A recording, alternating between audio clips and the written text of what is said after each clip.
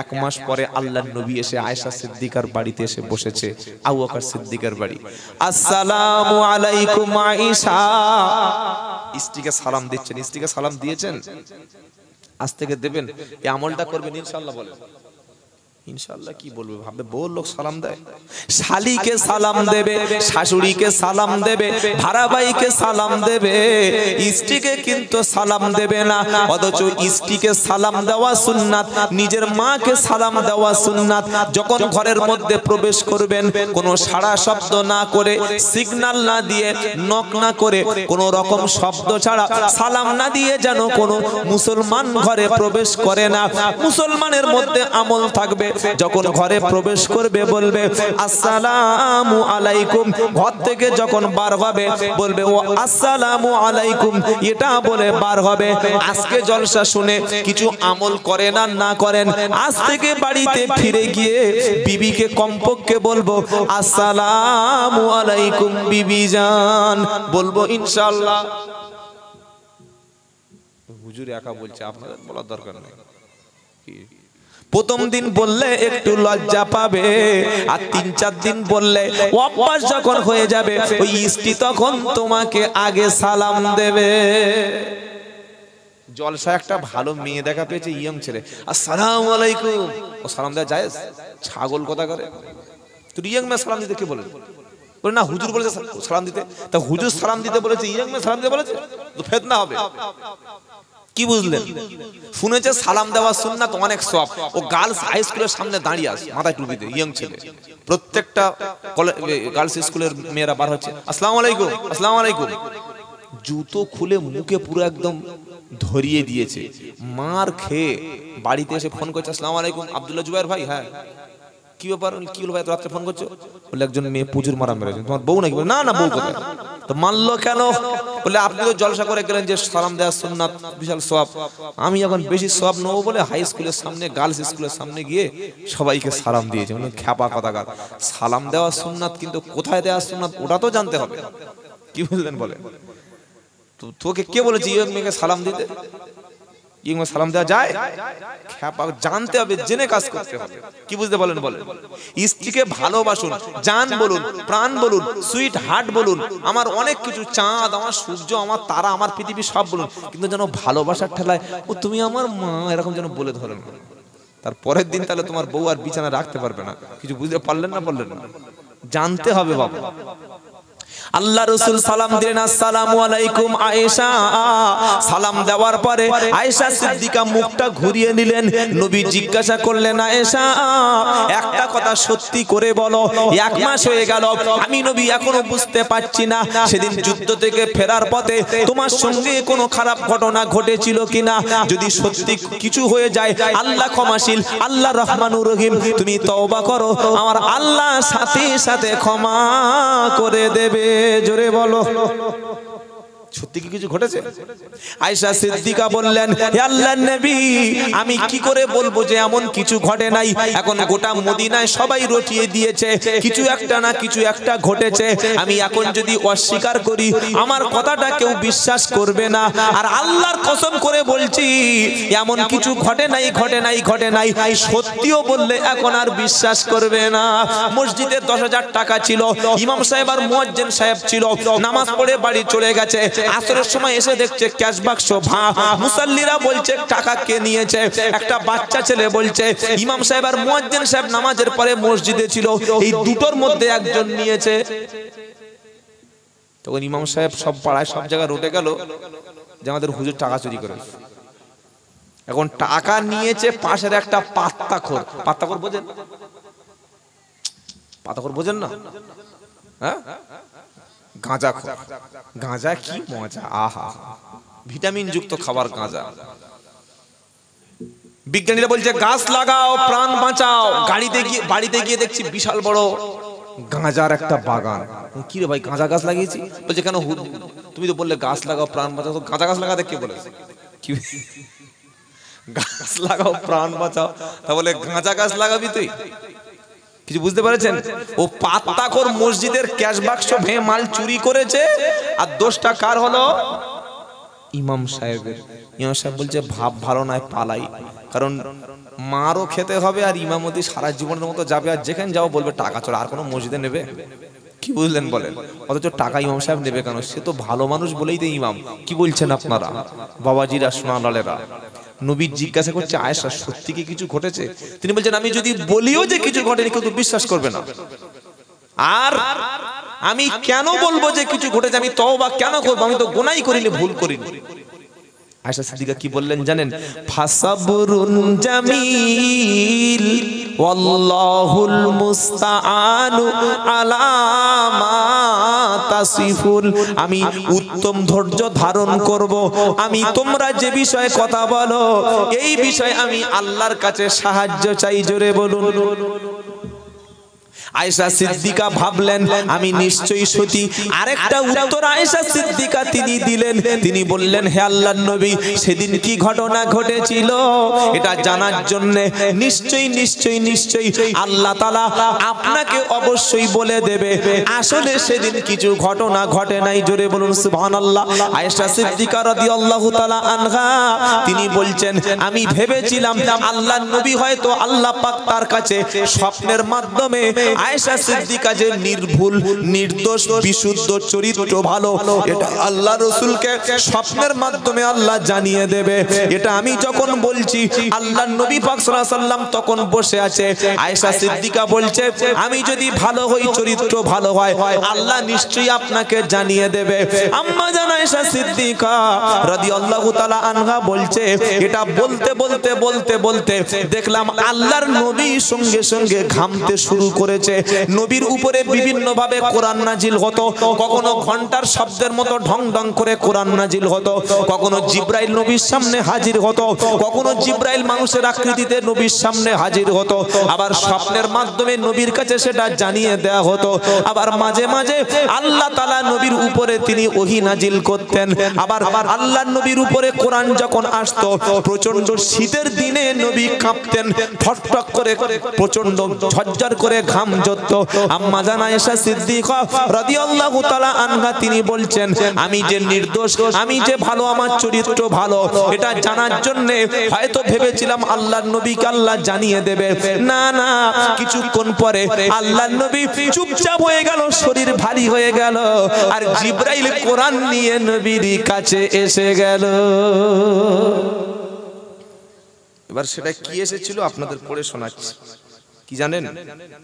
আল্লাহ পাক শোনাচ্ছে, শোনো, যারা তোমরা নবীর নামে দোষারোপ করেছো, যারা নবীর নামে তোমরা আজে বাজে কথা বলেছো, যারা নবীর নামে তোমরা মিথ্যা কথা বলেছো,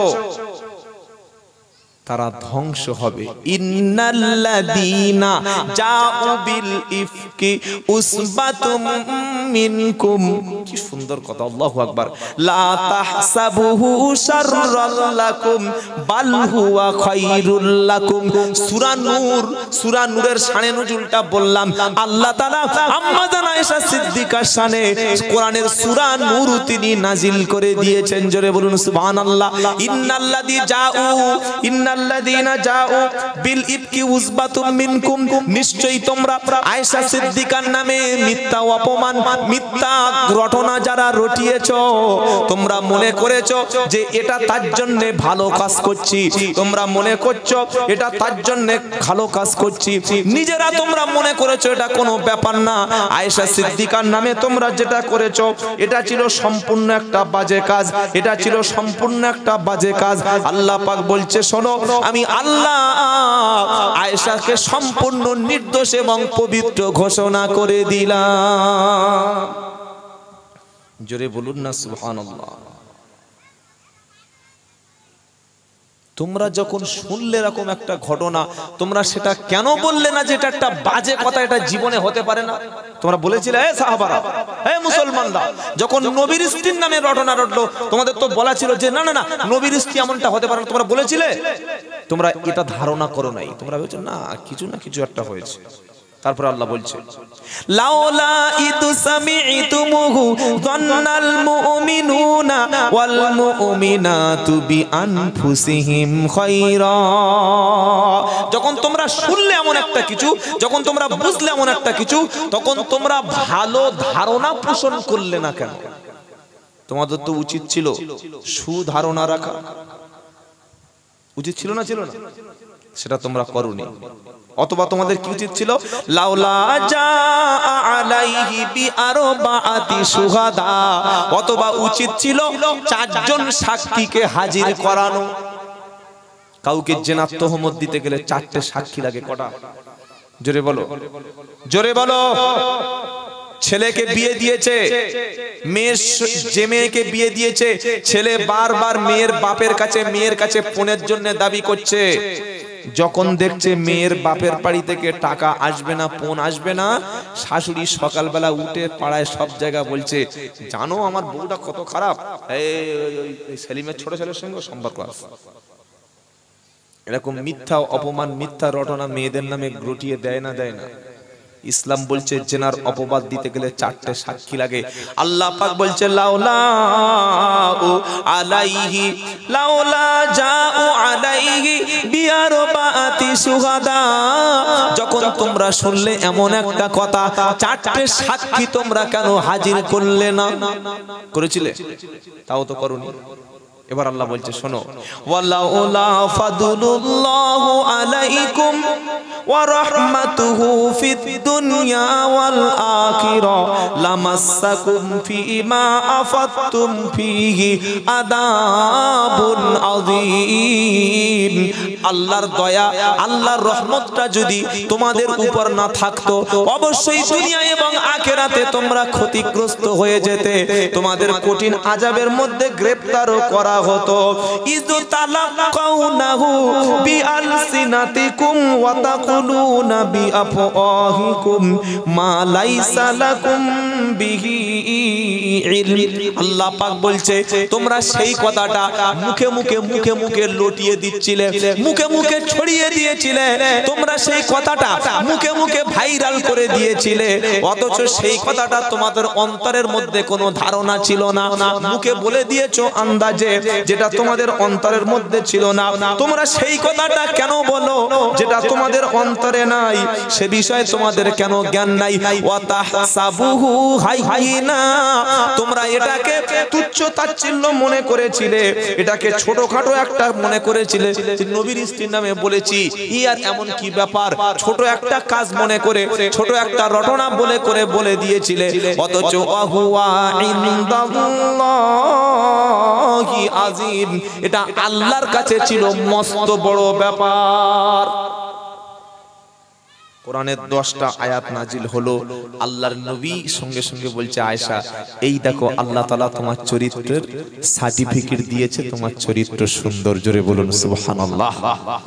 ভাই আমার প্রশ্ন, যেটা আয়াতটা নাজিল হচ্ছে প্রায় 1 মাস পরে, ঘটনাটা ঘটেছে 1 মাস আগে, আল্লাহর নবী তাহলে অন্তর্চক্ষু দিয়ে কেন দেখে নিতে পারলেন না যে দেখি ধ্যানে বসে দেখে নি ওখানে কি হয়েছিল? কি বলছেন?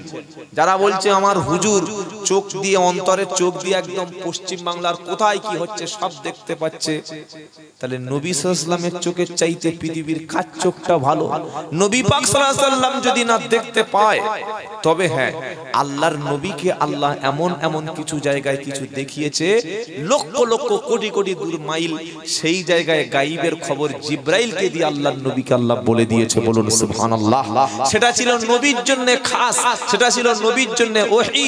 কেউ যদি মনে করে হ্যাঁ আমিও চোখ বন্ধ করে অমুক জায়গা বসে বসে কি বলে দিতে পারি, অথবা হাত গুনিয়ে গুনিয়ে ওই জ্যোতিষী শাস্ত্র আমল করে, অথবা তান্ত্রিকের মতো গুণনী টাইপের কিছু করে বলে দিতে পারি, হাত দেখালে, ভাগ্য সম্পর্কে যাচাই করলে, ভাগ্য সম্পর্কে জিজ্ঞাসা করলে তার 40 দিন কোনো আমল কবুল হবে না। কথা মনে থাকবে ইনশাআল্লাহ। আল্লাহ আমাদের সবাইকে হেদায়েত করুক। সকলে জোরে বলুন না আল্লাহুম্মা আমিন। জোরে বলুন না আল্লাহুম্মা আমিন। অনেক কথা বলেছি ভাই, অনেক মূল্যবান কথা আল্লাহ আমাদের বলে নিয়েছেন। সকলে বলুন 5 ওয়াক্ত নামাজ পড়ব, বলুন ইনশাআল্লাহ। মসজিদের সঙ্গে জুড়ে থাকবো, বলুন ইনশাআল্লাহ। বিশেষ করে এলাকার যারা যুবক ছেলে ভাই, যারা যুবক এসছো, অন্তত কোরআনটা শিখে নাও। আর প্রত্যেকের বাড়িতে একটা করে নবীর জীবনী রাখবেন। কার জীবনী? জোরে বলেন না। বিশ্ব নবীর জীবনী রাখবেন। সময় পেলে এক পৃষ্ঠা করে পড়বেন। প্রত্যেকের বাড়িতে কোরআনের বাংলা একটা অনুবাদ অন্তত মাথার কাছে রাখবেন। রাত্রে শুয়ে মোবাইলটা একটু ঘাঁটাঘাঁটি কম করে এক পৃষ্ঠা কোরআনের অর্থ বাংলা, দেখি আল্লাহ কি বলেছে, দেখি মাতৃভাষায় পড়ি, একটু পড়ে নেবেন। দেখি নবীর জীবনীটা আজকের এক পৃষ্ঠা পড়ি। এরকম যদি পড়াশোনা চালু করেন, ইসলাম সম্পর্কে হয়তো আপনি আলেম মৌলবী মুফতি সাহেব হতে পারবেন না, কিন্তু ইসলাম সম্পর্কে, আল্লাহ এবং তার রাসূল সম্পর্কে কিছুটা ধারণা তৈরি হবে। কটা বই পড়তে বললাম? দুটি। এক, আল্লাহ পাকের কালাম অর্থ সহ একটু কোরআন পড়ার চেষ্টা করবেন। সব তো জিনিস বুঝতে পারবেন না, যেখানে আটকে যাবে বুঝতে পারবেন না, যোগ্য ওলামাদের কাছে গিয়ে জিজ্ঞাসা করে নেবেন।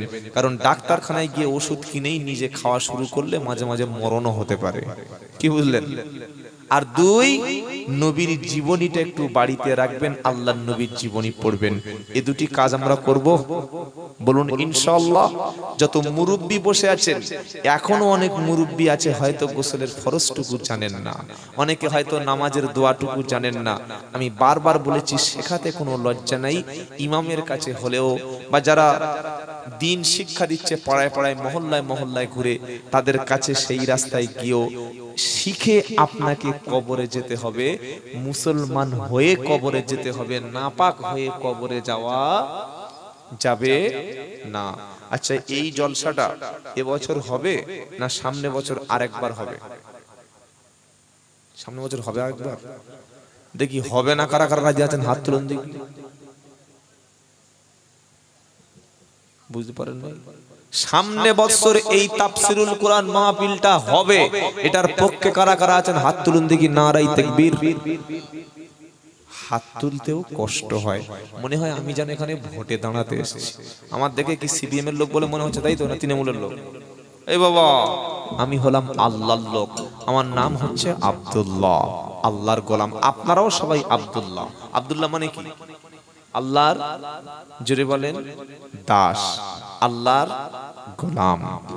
এই জলসাটার জন্য আমাদের ছেলেরা, আপনাদের ছেলেরা, যুবকেরা দিন রাত অনেক পরিশ্রম, অনেক মেহনত করেছে ভাই।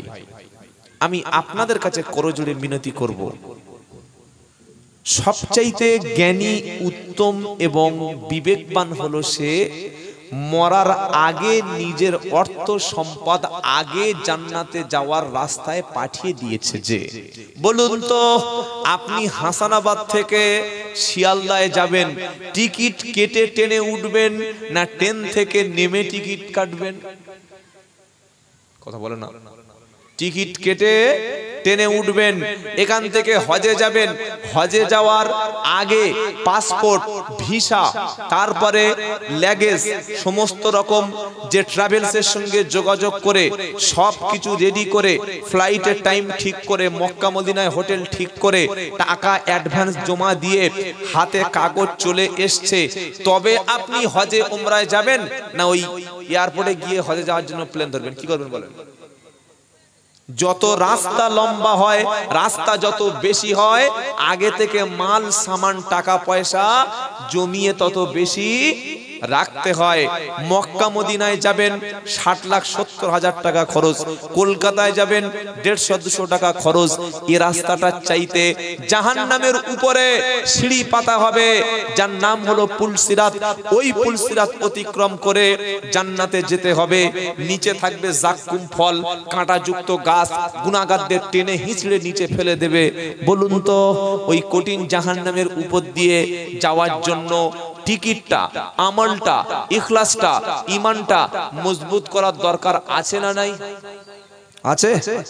আগে থেকে কিছু মাল আগে থেকে পাঠিয়ে দেওয়ার দরকার আছে, আছে না নাই? অনেকে মনে করে আমার যা টাকা আছে হুজুর, ছেলেগুলো মরে, আমি মারা যাওয়ার পরে 40 দিনের মাথা একটা খানা করে দেবে ইনশাআল্লাহ, ওতেই পার হয়ে যাবে। কি বুঝলেন? আপনাদের এলাকায় এই কাজটা হয় কি জানি না, কিছু মাথা মোটা মুসলমান টাকা জমিয়ে রেখেছে, 40,000 টাকা ছেলেদের কাছে দিয়েছে খানা করবে বলে। এরকম হয় না? হয় না? কি খ্যাপা চিন্তা করো, পাড়ায় এতিম ছেলেরা পড়ে, মসজিদে, অনেক মাদ্রাসায়, ভাই 40,000 টাকা তুমি জমিয়ে যাচ্ছ, মরণের পরে তোমার ছেলেরা খানা করবে, সেই আমল নিয়ে তুমি জান্নাতে টপকাবে বলে তোমার কি উচিত ছিল না ওর থেকে 20,000 ক্যাশ আমি নিজে দিয়ে যাই, ছেলেরা কি করবে দেখার দরকার নেই, আমি করে যাব, উচিত ছিল না? ছিল না? বোকা তো সে সারা বছর পড়েনি আর টুকলি না করে পরীক্ষায় বসেছে, আমার বন্ধুরা যা দেবে ওতেই আমরা চালিয়ে দেবো। আর চালাককে সারা বছর পড়েনি, 2 পকেটে মাল ঠেসে নিয়েছে, কি টুকলি, খালি খুলছে আর মাস্টার দিকে দেখছে আর খালি লিখছে, খালি দেখছে আর লিখছে। তো আমি তো সারা জীবন কোনো আমল হয়তো করিনি, অন্তত আগে কিছু মাল রেখে কবরে যাওয়ার দরকার ছিল, যে আল্লাহ এইটুকুনি অন্তত পার করে দাও। বুঝতে পারছেন না? পাচ্ছেন না? আল্লাহর বান্দারা, আমি বেশি টাকা আপনাদের কাছে দাবি করব না, একদম নয়, সামান্য, যত সামান্য। 1 বছর পরে এই সুন্দর কোরআনের মাহফিলটা হওয়ার জন্য ভাই কি উঠবেন না, কিন্তু যদি খুব পেশাব লাগে উপরে কি পেশাব করে আসবেন, বা এই মসজিদ টয়লেটে গিয়ে পয়সা না দিলে আপনার যে জাহান্নামে যেতে ব্যাপারটা তা নয়। একটি করে 1000 টাকা আপনাদের কাছে দাবি করব আল্লাহর জন্য। আমার কমিটির ছেলেরা অনেকে আছে, আপনাদের ব্যাচ টাচ তৈরি করেনি, ব্যাচ খান বছর ছোট্ট একটা করে ব্যাচ তৈরি করবেন, তাহলে ছেলেরা কি করবে, বাড়িতে গিয়ে বউকে বলবে এই দেখো আমি ভলেন্টিয়ার। কি কমিটির ছেলেরা কোনোদিন জলসা শোনে না, জলসা দেয় যারা তারা শোনে না, আর যার মেয়ের বিয়ে হয় তার পাতে ভাত পড়ে না। পীরের বাড়িতে কখনো, আলেমের বাড়িতে কখনো মিলাদ হয় না, আর ডাক্তারের বউ কখনো সিজার করে না। আমরা কি কত চালাক নাকি? কি বুঝলেন? ডাক্তারের বাড়ি, ডাক্তারের বউ সিজার হবে না, আর হুজুরের বাড়ি জীবনে মিলাদ হবে না, এটা মনে রেখে দেবেন। কম শেখার জন্য কোনো বয়স নাই, আর নিজের জীবনের ভুল সংশোধনের কোনো লজ্জা নাই। ভুলটা সংশোধন করে নেওয়া হচ্ছে মুমিনের কাজ, আর ভুলটা সংশোধন না করে নিয়ে ভুলের উপরে থাকা শয়তানের কাজ। কিছু বুঝতে পেরেছেন? ভুল করে, ভুল নামাজ পড়ে, কোরআন না জেনে, নাপাকি অবস্থায়, না শিখে, না জেনে, না বুঝে যা করছে ঠিক করছি, বাপ দাদা যা করেছে তাই করব, সারা জীবন যা করে এসেছি তাই করব, এই ভুলের উপর থাকা হলো শয়তানের কাজ। আর যখন কেউ বলল ভাই একটু কোরআন শেখো, একটু ইসলামটা জেনে নাও, ইমাম সাহেবের কাছে একটু বসে ইসলামটা ঠিক করে নাও, নামাজটা ঠিক করে নাও, এটা শুনে যখন তার মাথা এই ঠিক বলেছে, তো আমার তো নামাজ ভুল হচ্ছে, আমার তো ওযু ভুল হচ্ছে, আমার তো কলেমাটা ভুল হচ্ছে, আমি তো বাড়িতে কিভাবে খেতে হয় এটা আমার জানা নাই, আমার ভাইদের সঙ্গে কিভাবে জানা নাই, আমি শিখে নেব, যদি ভুল থাকে সংশোধন করে নেব। ভুল সংশোধন করা হচ্ছে ইমানদারের কাজ, আর ভুলের উপর জমে থাকা শয়তানের। এবার হাতে কলমে আপনাকে দেখিয়ে দিচ্ছি।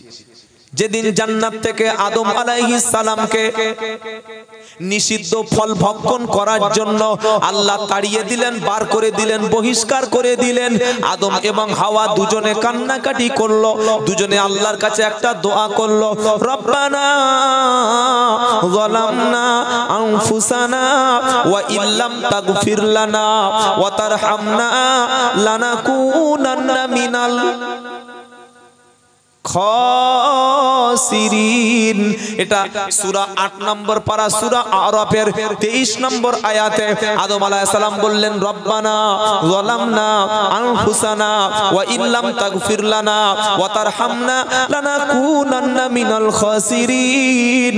আয় আল্লাহ, আমরা নফসের উপরে জুলুম করেছি, অত্যাচার করেছি, ভুল একটা করে ফেলেছি। রব্বানা যালামনা আনফুসানা ওয়া ইল্লাম তাগফির লানা, যদি আপনি ক্ষমা না করেন, ওয়া তারহামনা, শুধু ক্ষমা করলে হবে না, দয়া যদি না করেন, লানাকুনান্না মিনাল খাসিরিন, আমরা অবশ্যই ক্ষতিগ্রস্ত হয়ে যাব। আদম আলাইহিস সালামের ভুল কি ছিল?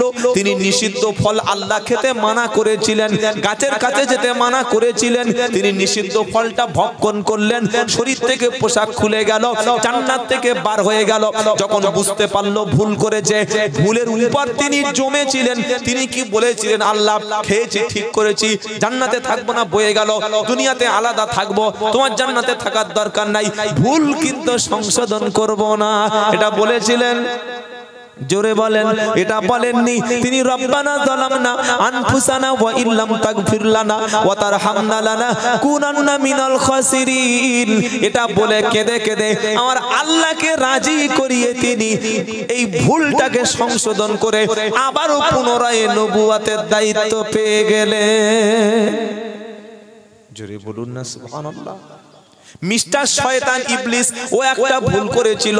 আল্লাহ যখন বলল সেজদা কর, বলে নাই আদমকে সেজদা করো, সেজদা করতে অস্বীকার করলো। এবার আল্লাহ জিজ্ঞাসা করছে কেন সেজদা করলি না? তখন ইবলিসের যুক্তি ছিল মারাত্মক। খলাকতাহু মিন নারি ওয়া খলাকতাহু মিন তিন। আদম হলো মাটির তৈরি, আমি হলাম আগুনের তৈরি।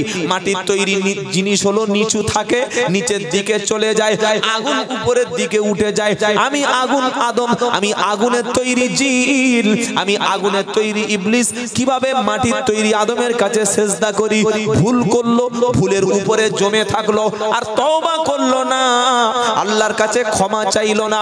আদম আলাইহিস সালাম ভুল করলো, ক্ষমা চাইলো, তাই ক্ষমা চেয়ে ভুল করে নবী হয়ে গেল। আর একজন ভুল করে সারা জীবনের মতো ইবলিস মার্কা শয়তান হয়ে গেল। কি বোঝা গেল বলুন? কি বুঝতে পারলেন আগে আমাকে বলুন দেখি।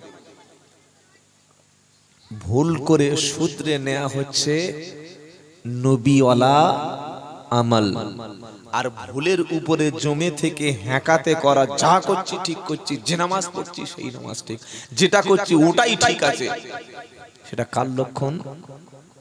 জোরে বলেন, শয়তানের। এবার সিদ্ধান্ত আপনি নেবেন যে আপনি আদম নবীর মতো নিজের ভুলকে সংশোধন করে নেবেন, নাকি শয়তানের মতো সেজদা না দিয়ে আবার ফের সেই তাই করবেন। এটা আপনাদের সিদ্ধান্ত। বোঝাপড়া। বাবা পিছে পিছে বসো, পিছে বসো, লাইনের কাছে এসো না। সিদ্ধান্ত আপনার। মনে থাকবে ইনশাআল্লাহ, মনে থাকবে ইনশাআল্লাহ। মসজিদ আছে গ্রামে, ইমামও আছে। আমরা আমাদের প্রত্যেকটি কাজ আলেম ওলামাদের কাছে জেনে নিয়ে করব, বলুন ইনশাআল্লাহ। ইসলাম প্রত্যেকটা জিনিস শিখতে বলেছে। আপনি যদি হিন্দু বা খ্রিস্টানের ঘরে জন্ম নেন, আপনাকে কেউ বলবে না যে তুই হাত দিয়ে খা, বিসমিল্লাহ বলে খা, দস্তরখান বিছিয়ে খা, খাওয়ার শেষে আলহামদুলিল্লাহ বল, খাওয়ার পড়ে গেলে তুলে খা, এটা কেউ বলবে?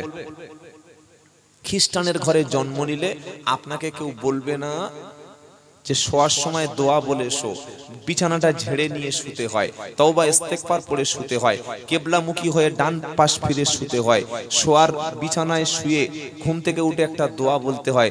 কোনো খ্রিস্টানের বাচ্চাকে কেউ হাত ধরে এটা শেখাবে না। কিন্তু যে ধর্মে আপনি জন্ম নিয়েছেন, এই ধর্মের প্রথম বাক্যটা ছিল তোমাকে পড়ে শিখতে হবে, পড়তে হবে, শিখতে হবে, শিখতে হবে। সেই পড়াশোনা কবে চটে দূরে দিয়েছো তুমি বসে বসে একবার ঠান্ডা মাথায় ভাবো। ইসলামের প্রথম বাণী কিন্তু মুসলমানি ছিল না। কোরআনের প্রথম কথা কিন্তু নামাজ পড়ো নবী, এটা আল্লাহ বলেনি। রোজা করো বলেনি, দাড়ি রাখতে বলেনি, পর্দা করতে প্রথমে বলেনি। প্রথমে বলছে পড়ে দেখো, আগে পড়ে জাস্টিফাই করো, নিজেকে বোঝো, নিজের ভুলটা পড়ে শিখে নিয়ে তবেই তুমি ধর্ম পালন করো। ইমাম সাহেব ইমামতি করার আগে দীর্ঘদিন তাকে পড়তে হয়েছে না দাড়ি রেখে আর পাঞ্জাবি পরে চলে এসেছে? কি বলছেন? আমি যে বক্তব্য করতে এসেছি, আল্লাহ যেটা আমাকে এনেছেন, এটা আমি হঠাৎ করে চলে এসেছি না দীর্ঘদিন পড়াশোনা করতে হয়েছে? পড়াশোনা করতে হয়নি। প্রত্যেকটা কাজে ইসলামের পড়াশোনা করতে হয়।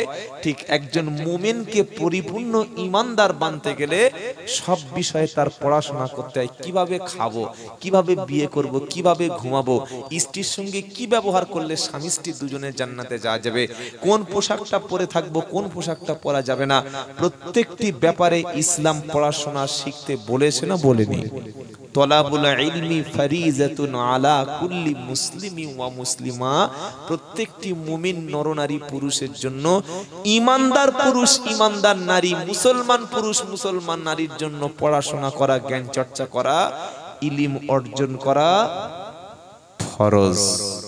যারা ইলম অর্জন করা থেকে দূরে থেকেছে, তারা এই রকম কঠিন দায়িত্ব পালন করতে পারে নাই। আর নিজেকে কখনো আপনি জান্নাতি বা মুসলমান ভাবার দরকারও নাই। আল্লাহ আমাদের হেদায়েত করুক, সকলে বলুন আমিন। কি শোনাচ্ছিলাম, যে বক্তব্যটা করতে করতে ছেড়ে চলে এসেছি, যে আল্লাহ নবী সাল্লাল্লাহু আলাইহি সাল্লাম তিনি গায়েব জানতেন কিনা।